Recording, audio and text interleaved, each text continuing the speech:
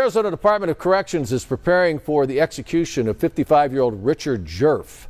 Now, Djerf, who pleaded guilty to killing 4 members of a family in Phoenix in 1993, will be executed by lethal injection. After spending 32 years on death row, Richard Kenneth Djerf met his end in Arizona. His name remained tied to one of the state's most disturbing cases. Djerf issued a statement last month apologizing for the pain he's caused and reiterated he was not going to seek relief from the state's clemency board.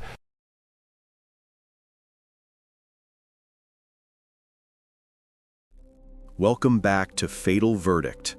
In today's video, I will take you through the timeline of the life of Richard Kenneth Djerf, an ordinary young man whose grudge grew into a violent act that shattered a family. We will walk through his early years, his growing resentment, and the devastating crime that would mark him as one of Arizona's most notorious figures.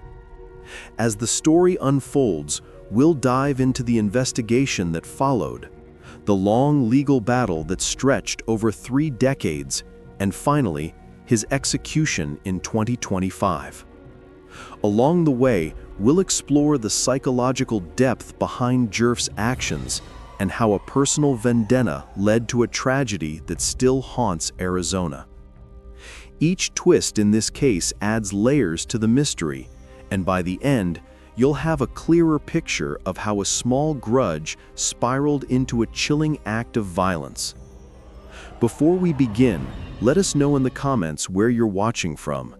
And if you haven't subscribed yet, make sure to hit that subscribe button. If you're not subscribed, we'd love to hear why in the comments below. We value your thoughts and feedback. Let's get started. On October 17, 2025, after over 3 decades on death row, Richard Ken Djerf was executed, finally closing the chapter on one of Arizona's most complex and unsettling criminal cases.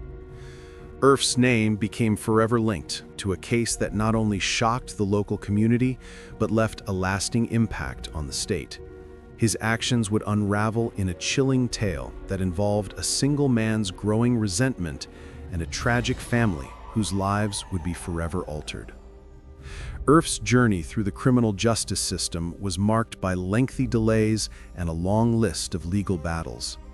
For 32 years, he awaited an inevitable fate, but for the victims of his crime, it was a long, painful wait for justice. His crime, committed in 1993, was driven by a deep personal vendetta, a grudge that consumed his every thought. The outcome was the violent death of 4 members of the Luna family. The Luna family, living a seemingly typical life in a quiet Phoenix neighborhood, were unsuspecting victims of an act that seemed to come from nowhere. The quiet suburban home, where family routines once filled the air, would become the site of an unimaginable tragedy. Djerf, once an acquaintance of the Luna family, would turn their lives upside down with the force of his actions. What followed was a crime that would become a key part of Arizona's dark history. Djerf's eventual execution didn't just mark the end of a long legal process, it also closed a tragic chapter that had been unfolding over decades.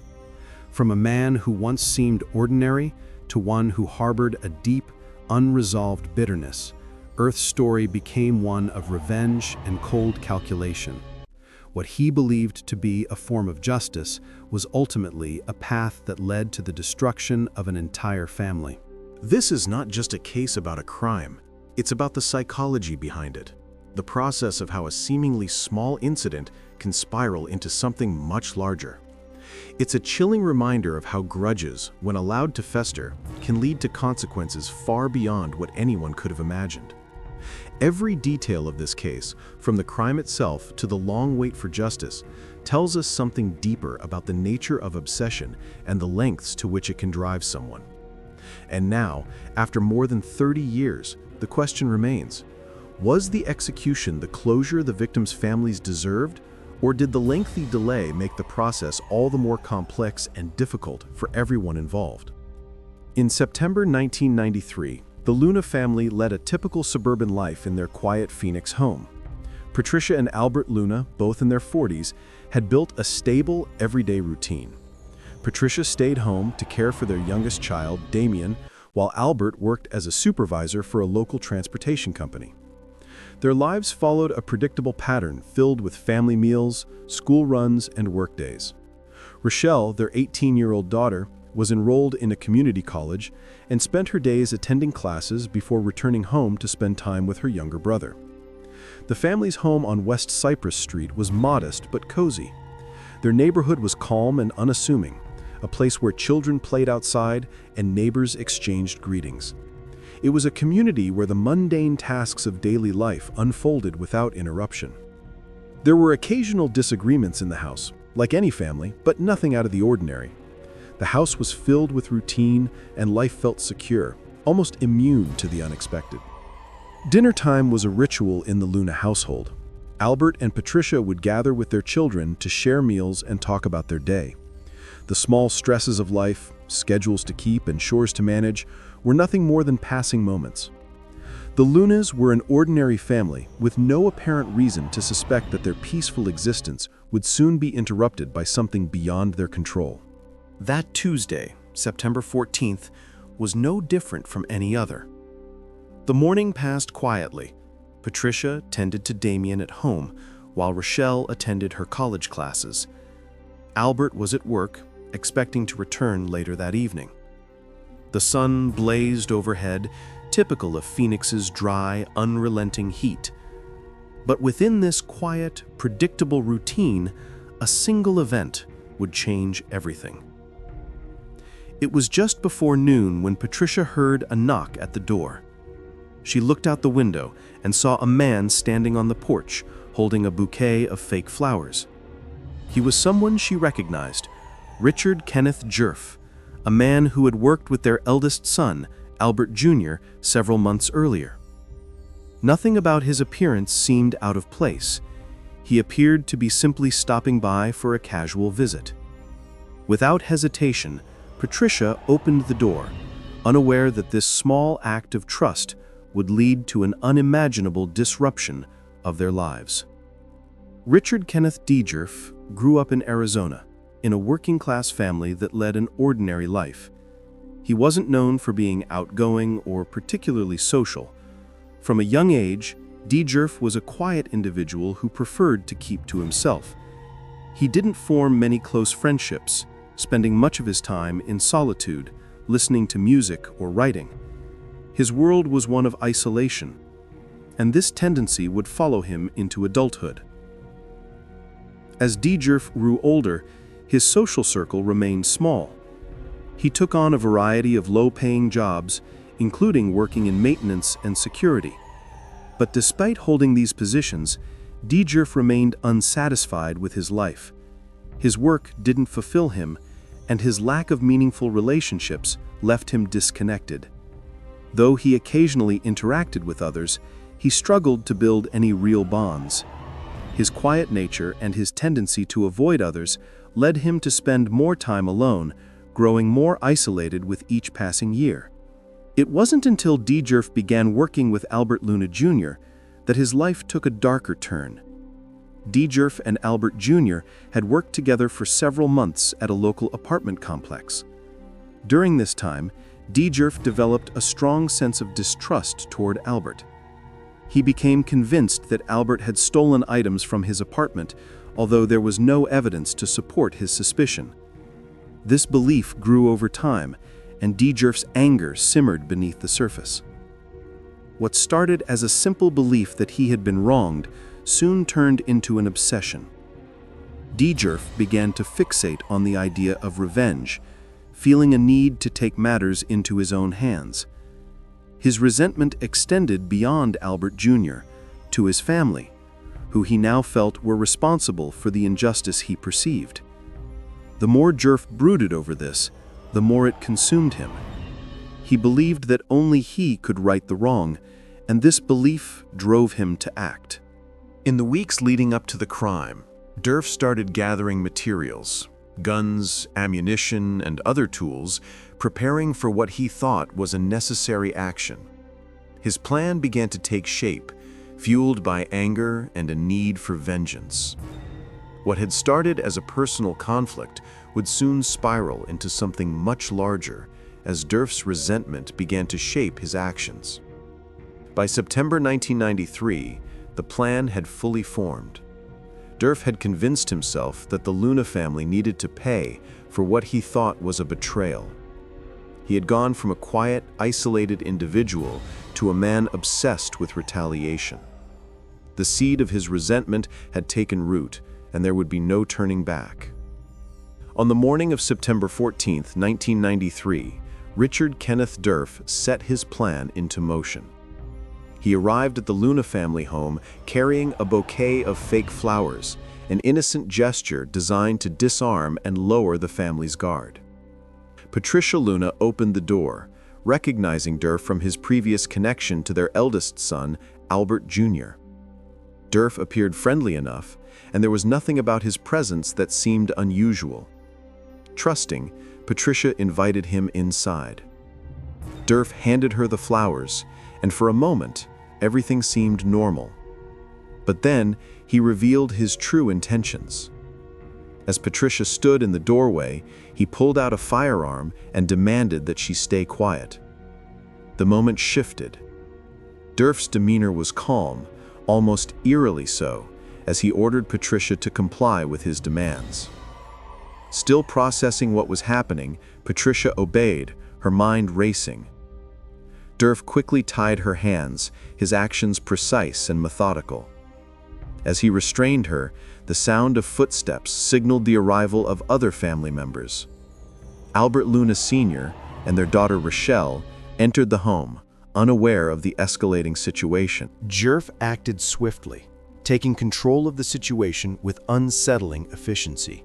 He ordered the family to sit and stay calm.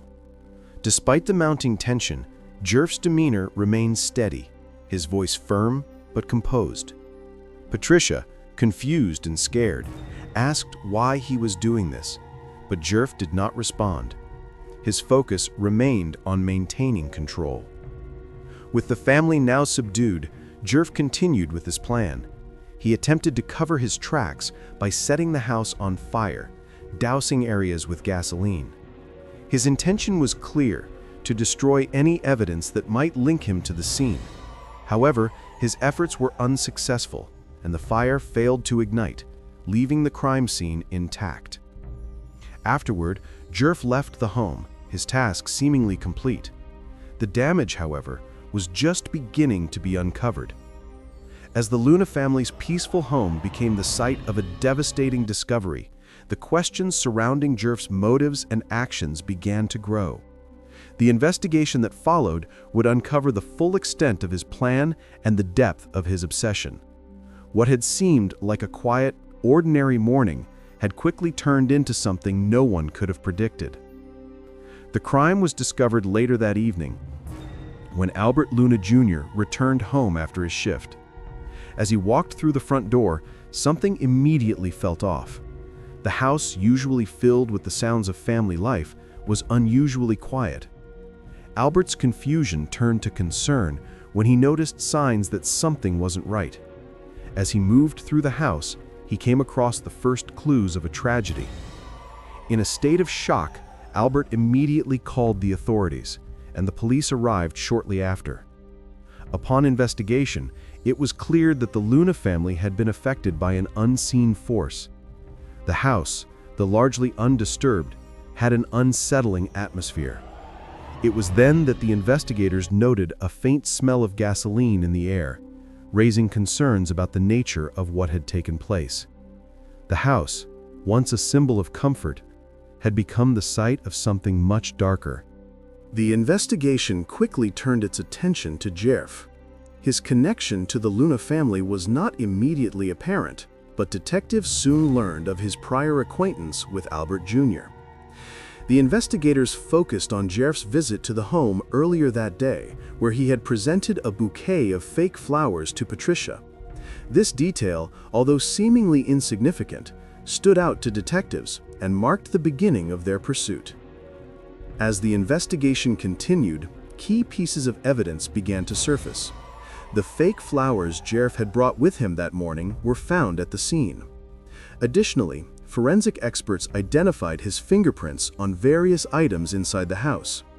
However, it wasn't just physical evidence that pointed to Djerf's involvement. His actions in the days following the crime began to raise further suspicions. Djerf had attempted to destroy evidence by setting the house on fire. His intention was clear: to eliminate any trace that might connect him to the crime. However, the fire failed to ignite, and this error ended up preserving crucial evidence that would be pivotal in his arrest. Investigators were able to piece together Djerf's movements and motives, leading them to a solid conclusion.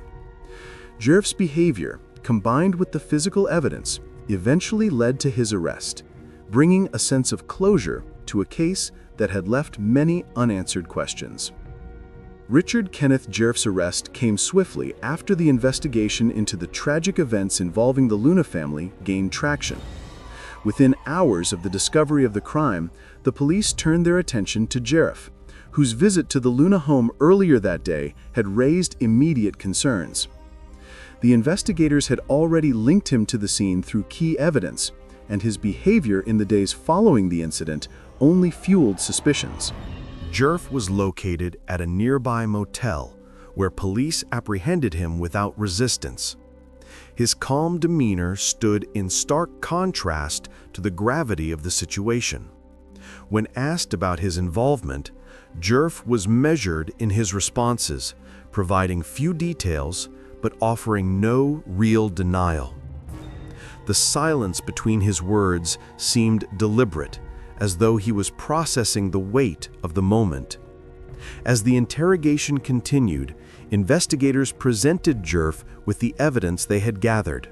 His fingerprints were found at the crime scene, on the bouquet of fake flowers he had used to gain entry into the house, and on various items inside the home. Additionally, the failed attempt to set the house on fire after the crime further pointed to his involvement.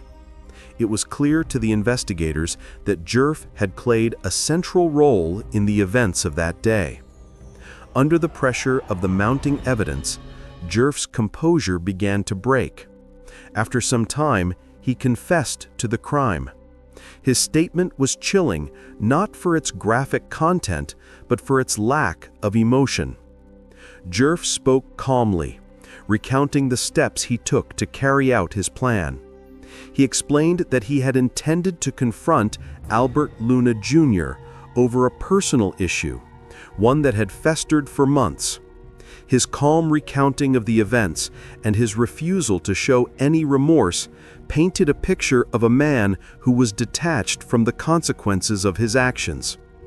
Djerf's confession, combined with the evidence against him, sealed his fate. The police had the answers they needed, and the long wait for justice had begun. Djerf, once an isolated man with a grudge, was now at the center of a case that would capture the attention of the public for years to come. His arrest was the first step in a legal journey that would take decades. But for now, the truth had been laid bare. Richard Kenneth Djerf's legal battle was far from a quick resolution. After his arrest and confession, the case seemed straightforward, but the following legal proceedings would drag on for years.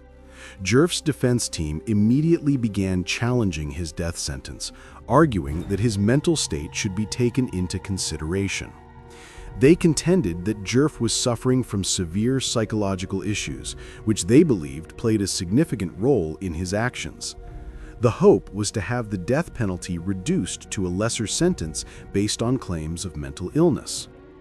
The legal process became a complex and lengthy affair. With each appeal, the case moved through the courts at a pace that frustrated many, particularly the Luna family. Djerf's attorneys presented numerous motions and legal arguments, each one further delaying the resolution of the case. They sought to have the conviction overturned, but each time the court ruled against them.